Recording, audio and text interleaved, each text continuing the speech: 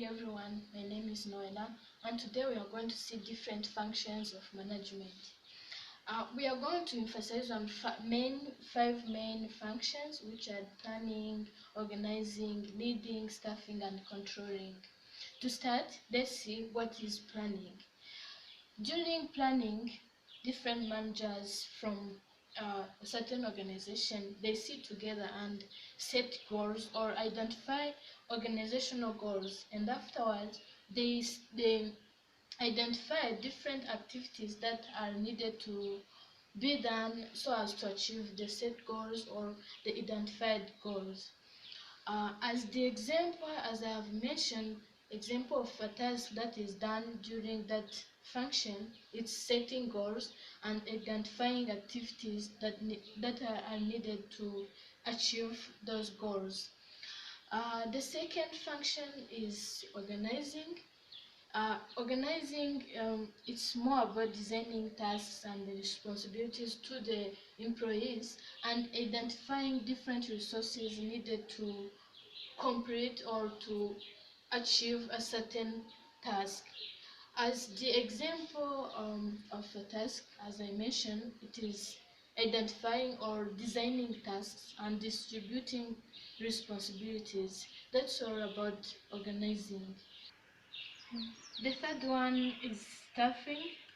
During staffing, the managers or managerial team, they sit together, or what is done during staffing, they recruit um, employees, rate employees with the needed skills and place them in different areas where there is a gap or where it seems to be missing employees. So additionally, during staffing, managers also, they see what can be done to make employees perform better. In this case, there's a need of trainings, review, like performance review. Those are the things that can be done to make sure that employees are performing well. As I come to say of a task that is associated with staffing, it is recruiting and placing employees or new employees to the right places. The next one is leading. So during leading process, here the managers, they give direction to the employees and give motivation and also influencing employees to perform a certain task. It involves also controlling what was planned, what was organized, and what was what was done during the two functions. They evaluate, like they give directions to make sure that what was planned is going to be achieved. Uh, the next one, which is the last one, is controlling. So in this function, it is where like managers make an overall evaluation to see how far goals are being achieved and set standards of how they are going to judge or to evaluate the achievement of the goals. Also during controlling, they see, like they measure what was achieved and what is missing and set different standards for the next performance. That's all about controlling, and that's all about the five main functions of management. So after going through the function of management, let's go now to different management styles. We are going to start by directing style. So on the styles, we are going to see different strengths and weaknesses of each. We are starting by the directing style. As the strength, this one is where like managers give directions, like say uh, help the employees to know what they have to do and when they have to do it, and provide different materials to be used while doing that activity.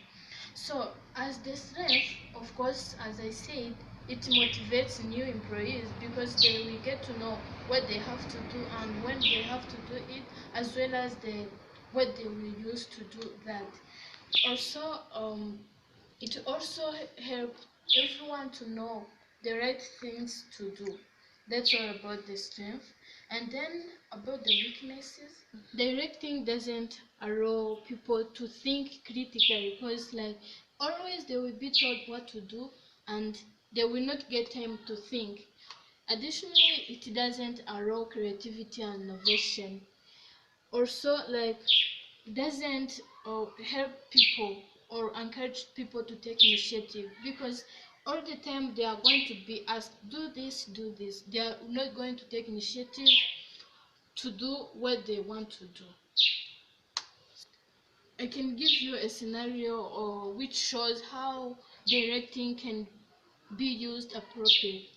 For instance, I'm working as an FBI agent and I'm the chief. We have been looking for someone who escaped the prison, but it has been hard for us to reach on or to catch that man. By chance, someone or I get a call and it is saying that they saw that person in the town, and immediately I want to direct people, or I say everyone go and run after that person. So in that case, we have an emergency and I'm trying to make sure or to give direction to the to the assistants to go and catch that person. In that case, directing is it is appropriate used because we have an emergency, or yeah, that's an emergency and we have to use it.